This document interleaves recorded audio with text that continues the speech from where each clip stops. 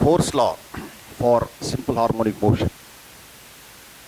See, whenever simple harmonic motion takes place in a particle, if a particle undergoes simple harmonic motion, the force acting on the particle is according to the force law, which states that in a simple harmonic motion, the restoring force F on a particle is directly proportional to the displacement x from its mean position. What is the meaning of this? Now let's take the example of a branch of a tree. When the wind blows, the branch moves in the direction of the wind.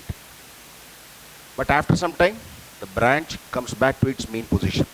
Let's say before the wind blew, this is the position of the branch. Now the wind blows.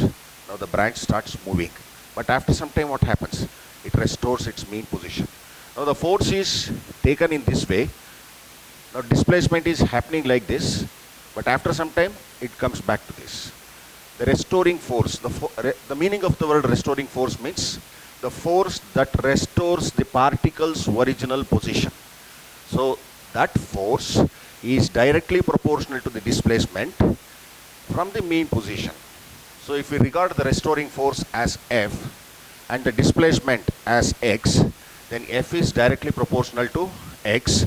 Removing the sign of proportionality, we introduce a constant k called as force constant.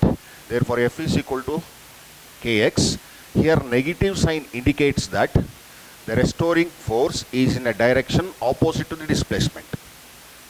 So that after some time, the particle comes back to its mean position. So remember the statement of force law. In a SHM, the restoring force F on a particle is directly proportional to displacement Fx from the mean position. That is, F is proportional to x, or F equals minus kx, where k is called force constant.